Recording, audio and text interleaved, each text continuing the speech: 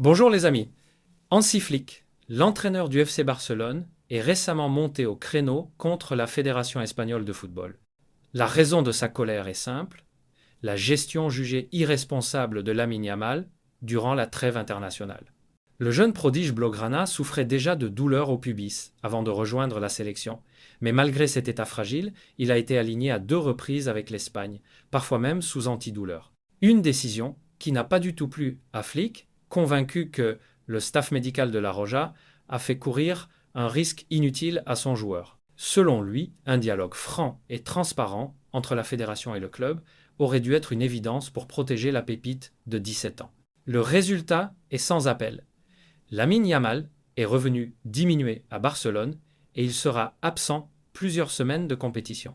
Pour Flick, cette situation est non seulement dommageable pour l'équilibre de son équipe, mais elle envoie aussi un mauvais signal pour l'avenir. Il estime que les fédérations doivent comprendre que les jeunes joueurs, aussi talentueux soient-ils, doivent être ménagés pour éviter des blessures précoces qui pourraient freiner leur carrière.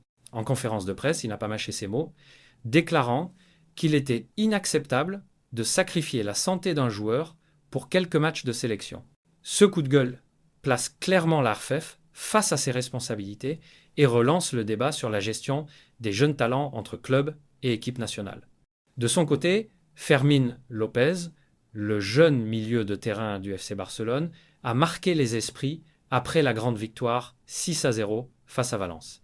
Auteur d'un match plein, il a profité de l'occasion pour mettre fin aux rumeurs de transfert qui circulent autour de son avenir. En zone mixte, il a insisté sur son attachement au Barça et a déclaré avec fermeté qu'il voulait rester au club et se battre pour sa place. Je veux prouver que j'ai ma place ici, a-t-il il affirmait avec conviction. Ces paroles résonnent comme une véritable déclaration d'amour au maillot blaugrana, dans un contexte où beaucoup de jeunes talents cherchent parfois plus de temps de jeu ailleurs. Pour les supporters, le message est clair.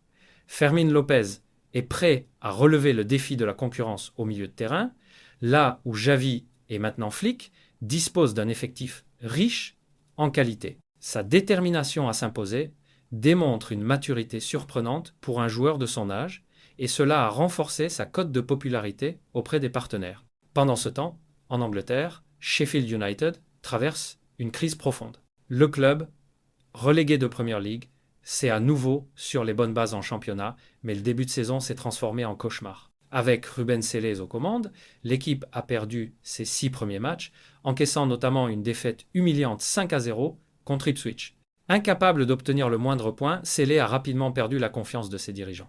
Face à cette critique de situation, la direction du club a décidé de rappeler Chris Wilder, une figure familière de Bramall Lane. Wilder, qui avait déjà dirigé Sheffield United entre 2016 et 2020, est considéré comme l'artisan du retour du club en Premier League il y a quelques années.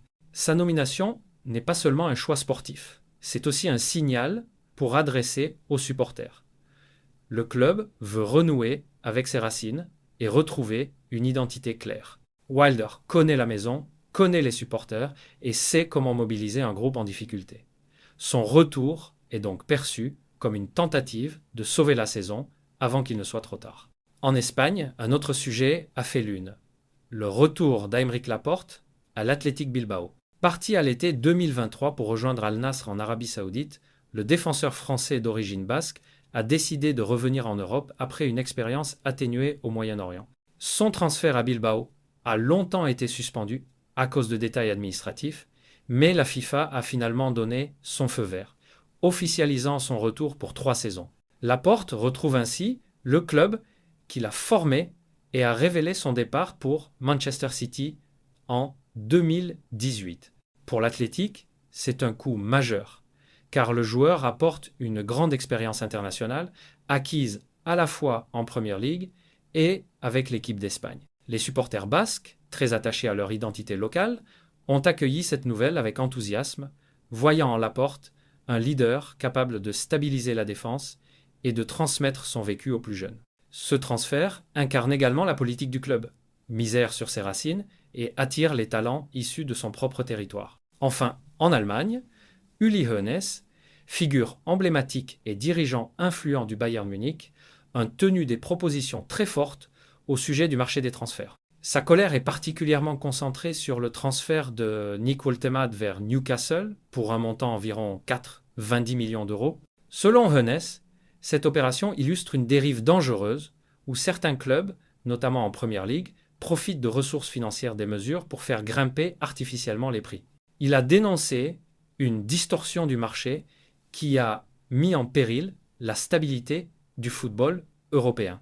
Pour lui, des clubs comme Newcastle, dopés par des financements extérieurs colossaux, faussent la compétition et fragilisent les clubs historiques qui ne peuvent pas suivre cette inflation incontrôlable. Ces propositions relancent le débat sur le fair play financier et sur la nécessité d'encadrer plus strictement les dépenses des clubs pour garantir une certaine équité. Cette sortie médiatique de Hoeneß n'est pas anodine. Elle s'inscrit dans une longue tradition du dirigeant allemand, connu pour défendre et ongle le modèle économique du Bayern, et plus largement celui du football allemand.